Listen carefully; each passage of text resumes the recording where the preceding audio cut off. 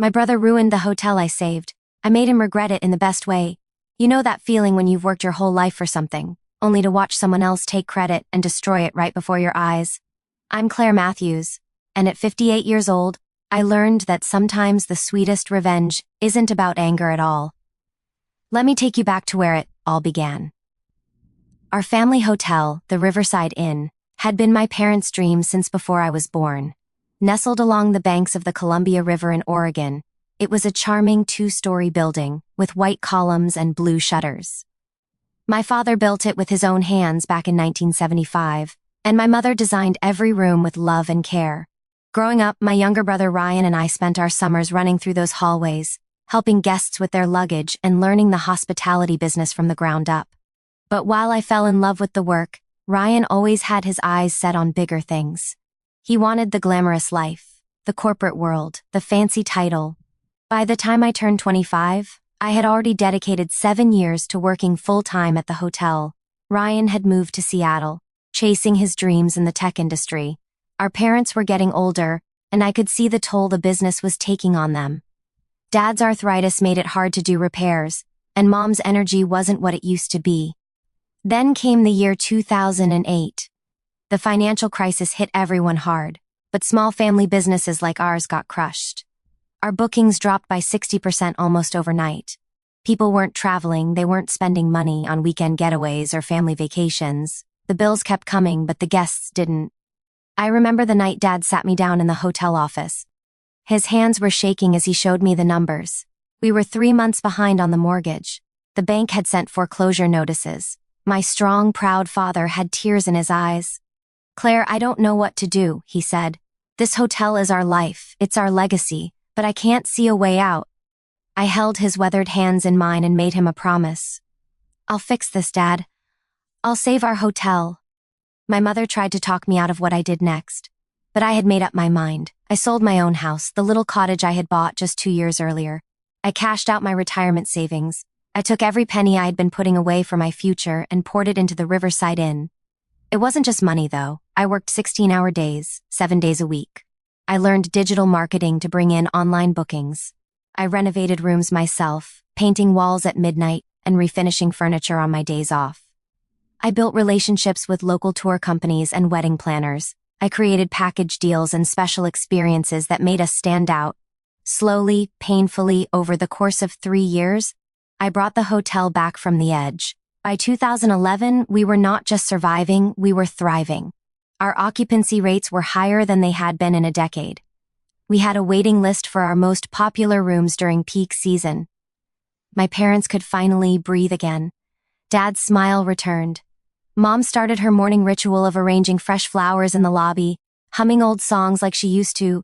Ryan would call occasionally from Seattle, always brief conversations about his latest job or girlfriend.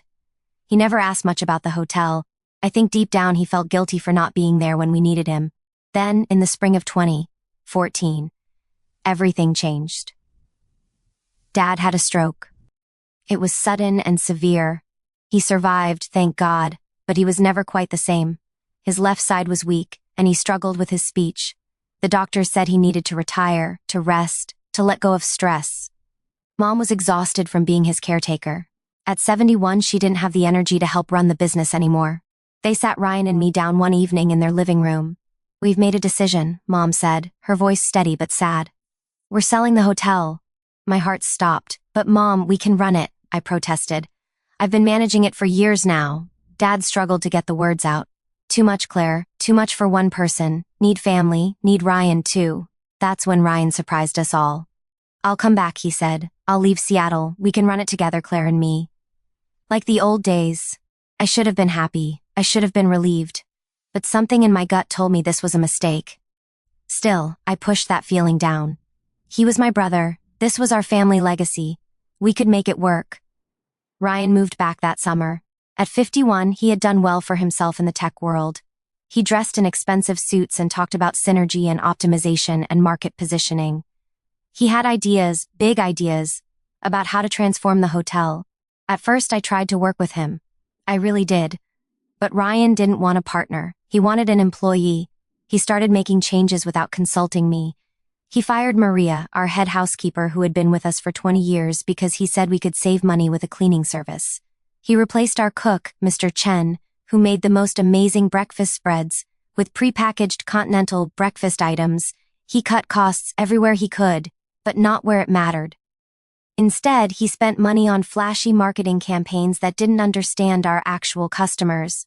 He wanted to attract young corporate clients for conferences, but our strength had always been families and couples looking for a peaceful retreat. Within 6 months, our reviews started declining. Guests complained about the impersonal service, the lack of that family touch that had made us special. Our repeat customers stopped coming back. I tried to talk to him. I tried to explain what made the Riverside Inn work. But every conversation ended the same way. "Claire, you don't understand modern business," he'd say, dismissing me with a wave of his hand. "This isn't the 1990s anymore. We need to evolve." The final straw came at a meeting with our parents in January 2015. They wanted to discuss officially transferring ownership. They had decided to split it 50-50 between Ryan and me. But Ryan had other plans. "Actually, I've been thinking," he said, pulling out a folder of documents. "Given my business experience and MBA, and considering Claire's limited formal education, I think it makes more sense for me to have majority control. Maybe 70-30.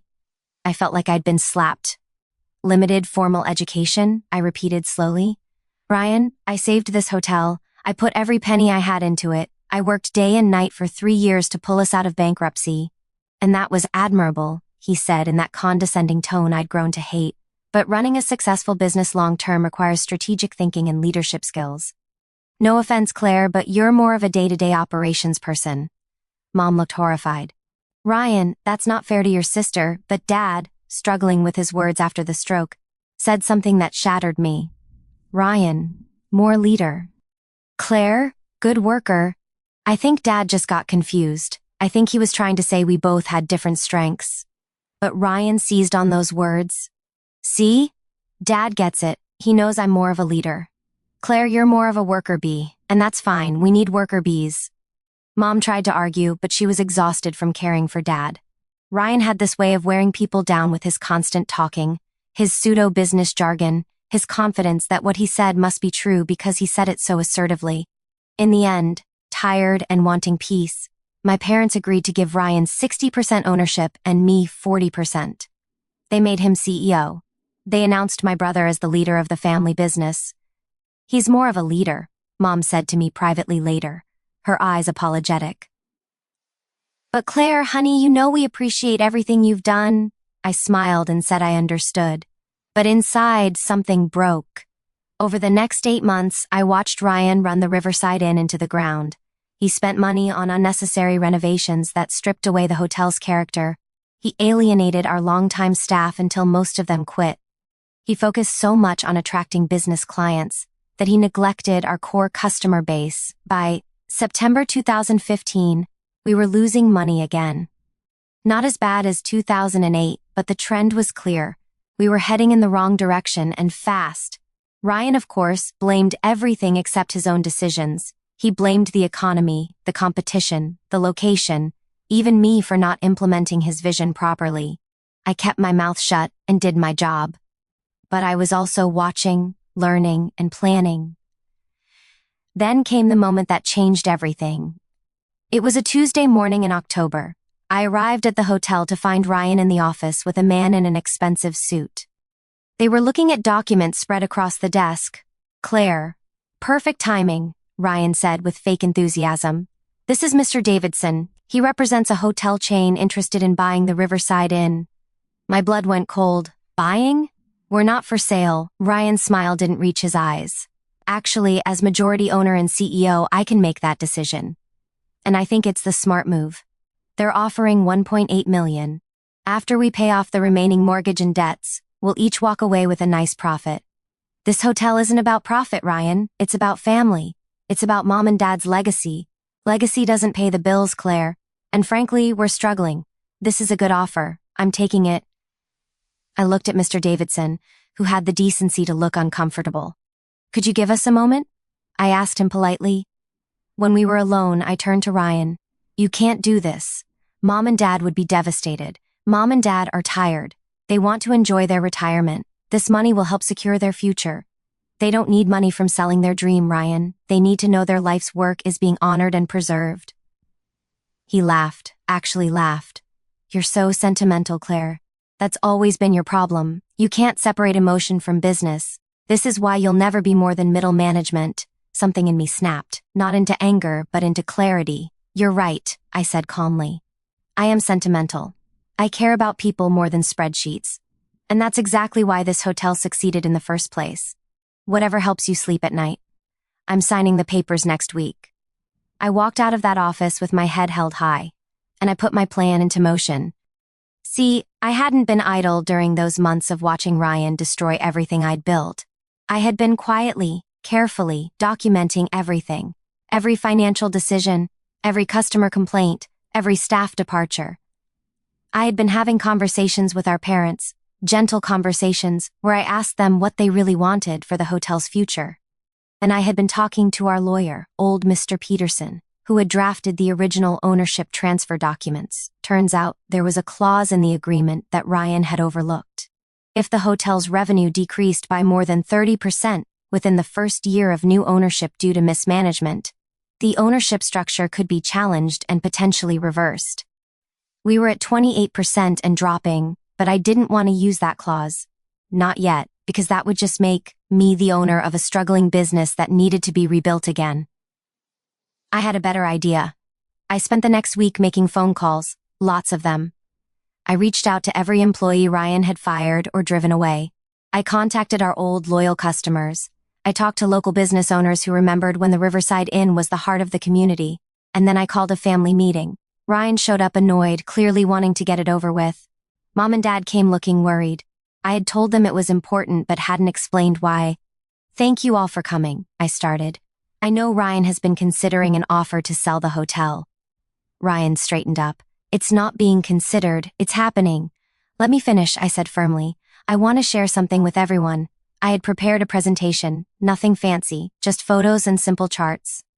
I showed pictures of the hotel from 3 years ago, when I had finished the renovations that saved it. Happy guests, glowing reviews, full booking calendars. Then I showed the current state, empty rooms, declining reviews, former staff members who felt betrayed. This isn't about attacking you, Ryan, I said, looking at my brother. But we need to acknowledge what's happening. The hotel is failing again. And it's not because of the economy or bad luck. It's because we lost sight of what made us special. This is ridiculous, Ryan interrupted. You're just upset because I'm in charge. Actually, Mr. Peterson spoke up. Having entered quietly during my presentation, Claire has grounds to challenge the ownership agreement based on documented mismanagement. Ryan's face went pale. But I'm not going to do that, I continued, because that's not what this is about. Ryan, I don't want to take anything from you. I want us to fix this together, the right way. My brother looked confused, caught between relief and suspicion. I've been talking to our former staff, I went on. Maria said she'd come back. Mr. Chen said he'd return to the kitchen. Even young Tommy, who you fired last month, said he'd give us another chance. But only if things change. I pulled out another folder. And I've been talking to our old customers. I have 47 families who said they'd book rooms immediately if we went back to how things were. Several local businesses want to partner with us for employee retreats, but only if we restore our reputation for personal service. Mom was crying now, but they were good tears. I also talked to the bank, I said. They're willing to give us a small business loan for targeted renovations if we can show a solid business plan. Not Ryan's plan for corporate modernization. A plan that honors what Dad built and what made us successful. Dad was struggling to speak, but he managed 2 words that rang clear, together. Family. Ryan sat there, and I watched something crumble in his face. Not his pride exactly, but his certainty. For the first time since he'd come back, he looked uncertain. I thought I knew better, he said quietly. I thought my experience in corporate America made me qualified to run anything. But I didn't understand. I didn't listen. It would have been easy to gloat, to rub his face in his failures. But looking at my younger brother in that moment, I saw him clearly. Not as my rival, but as someone who had been lost, trying to prove something to himself and everyone else. I have a proposal, I said. We restructure everything, equal ownership, equal say in decisions. But we divide responsibilities based on actual strengths. Ryan, you're good with numbers and technology. I'm good with people and operations. Let's use both. Why would you offer me that after everything I've done? Because you're my brother. Because this is our family legacy, not a competition. And because despite everything, I believe we can be better together than either of us could be alone. Mr. Peterson produced new documents. If both parties agree, we can have this formalized by end of week. Ryan looked at our parents. Mom nodded encouragingly. Dad gave a thumbs up with his good hand. My brother turned to me, and his eyes were wet. I'm sorry, Claire, I'm so sorry. You saved our family business, and I treated you like you were nothing. You had every right to destroy me just now, but instead you're offering partnership. I don't deserve this. Maybe not, I said with a small smile. But deserves got nothing to do with it. This is about family. He stood up and hugged me, and I hugged him back. It wasn't perfect. Years of resentment don't disappear with one conversation, but it was a start. The restructuring happened quickly after that. Ryan and I sat down and had honest conversations about our strengths and weaknesses. He admitted he had been trying so hard to prove himself that he'd stopped listening to anyone else. I admitted I had been so hurt by his attitude that I'd stopped trying to communicate effectively with him. We brought back our old staff with apologies and small raises. Maria cried when we asked her to return. Mr. Chen showed up the next morning with a list of menu ideas he'd been working on. The difference in the hotel's atmosphere was immediate. Ryan focused on what he was actually good at, streamlining our booking systems, improving our online presence with genuine content that reflected our real character, and managing finances efficiently without cutting corners that mattered. He reached out to his tech world contacts and arranged for several small company retreats, but he did it in a way that complemented rather than competed with our family-oriented guest base. I focused on guest services, staff management, and maintaining the personal touches that made the Riverside Inn special. We started hosting community events again, like the Sunday brunches that had once been a local tradition. We created partnerships with local artisans and businesses, making the hotel a hub for regional tourism. Within 6 months, we weren't just recovering. We were thriving in ways we never had before. Our reviews went back up, then exceeded our previous best ratings. We were written up in travel magazines as an example of a family business that successfully combined traditional hospitality with modern convenience. But more important than any of that was what happened within our family. Ryan and I developed an actual working relationship built on mutual respect. We had disagreements, of course, sometimes heated ones, but we learned to listen to each other, to value each other's perspectives, to compromise. He started joining me for the early morning walks I took through the property, checking on things before guests woke up. We'd talk about business, about life, about the years we'd spent apart. He told me about failed relationships and career disappointments he'd never shared before. I told him about the loneliness I'd felt, putting my own life on hold to save the hotel. You sacrificed so much, he said one morning as we watched the sunrise over the river. Your house, your savings, your 20s and 30s. And I just waltzed in and acted like I knew better. You didn't know what it took because you weren't here. And I never told you. I was too proud to ask for help. And you were too proud to admit you needed to learn. We were both foolish in our own ways. How did you become so wise? I laughed. Years of dealing with difficult guests teach you a lot about human nature. Mom and Dad were the happiest of all. Seeing their children working together, watching their hotel flourish again, gave them a sense of peace in their retirement years. Dad's speech improved slightly with therapy, and he loved coming by to sit in the lobby and chat with guests who remembered him from the old days. The attempted sale to Mr. Davidson's company became a family story we'd laugh about. Ryan framed the unsigned sales contract and hung it in his office with a note, reminder, listen to Claire. 3 years later, in 2018. We expanded. We purchased the property next door and added a small event center. Ryan handled the financing and construction logistics. I designed the space and established relationships with event planners and caterers. The Riverside Inn Event Center became a sought-after venue for weddings, anniversaries, and community gatherings. It honored Mom and Dad's original vision while adapting to new opportunities. Now, as I sit here at 58 and Ryan at 56, we've been working together successfully for nearly a decade. We're not just business partners, we're genuinely friends. Our families vacation together. Our kids actually know each other, unlike how distant Ryan and I had become. Last month, we hosted a 50th anniversary celebration for the hotel.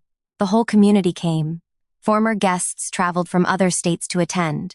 Maria and Mr. Chen and Tommy and all our staff past and present were there. Mom and Dad sat at the place of honor, holding hands, watching everything they'd built continue to thrive. During the speeches, Ryan took the microphone. "I want to tell you all a story," he began.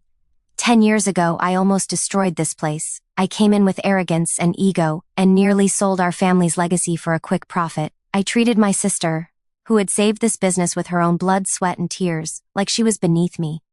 I said she was more of a worker and I was more of a leader. He looked at me. I was wrong. Claire is one of the greatest leaders I've ever known, not because she commanded or controlled, but because she inspired and served. She showed me that true leadership isn't about being in charge. It's about taking care of the people and places entrusted to you. She could have destroyed me when I deserved it. Instead, she saved me like she saved this hotel. With patience, with wisdom, and with love. There wasn't a dry eye in the room. When it was my turn to speak, I kept it simple. This hotel taught me that places are just buildings. What makes them special is the people who fill them with love, with service, with care. Ryan and I both had to learn that in our own ways. We both had to grow up, and I'm grateful we got the chance to do it together. After the celebration, as Ryan and I were cleaning up, he said something I'll never forget. "You know what the best revenge was?" "What?" "You didn't take revenge at all. You took the high road, and it led somewhere better than either of us could have imagined. That's what made me regret my actions more than any punishment could have. You showed me who I could be instead of who I was." I hugged my brother. We both became who we were meant to be. Together. Looking back now, I realized that saving the hotel twice taught me different lessons. The first time, I learned about sacrifice and determination and the power of hard work. The second time, I learned about forgiveness and partnership and the strength that comes from lifting others up instead of tearing them down. Ryan didn't ruin the hotel permanently. He almost did, but in the end, his failures became an opportunity for both of us to grow. My revenge wasn't revenge at all. It was redemption, for both of us. The Riverside Inn stands today as more than just a successful business. It's a testament to what families can accomplish when they choose understanding over resentment, collaboration over competition, and love over pride. Some people might say I should have used that legal clause to take control, to punish Ryan, to prove I was right. But being right isn't the same as being wise. And wisdom, I've learned, often looks like kindness. My brother didn't ruin what I saved. He gave me the chance to save something even more important, our relationship and our family legacy, and that, in the end, was the best way to make him regret his actions. Not through pain, but through grace. Not through division, but through unity. That's the real story of how I made my brother regret what he did by showing him a better way forward and walking that path together. The Riverside Inn still stands on the banks of the Columbia River, white columns and blue shutters gleaming in the sun, welcoming guests with the warmth that only a true family business can provide. And every morning when I walk through those doors, I'm grateful not just for the hotel we saved, but for the family we rebuilt. That's worth more than any revenge could ever be. If this story touched your heart, I'd love to hear about it. Please hit that like button, share this with someone who might need to hear it, and subscribe for more stories about life, family, and the wisdom that comes with time. Drop a comment below telling me about a time you chose grace over grudges. Your story might inspire someone else who's struggling with a similar situation. Thank you for listening, and remember, the best revenge is often no revenge at all.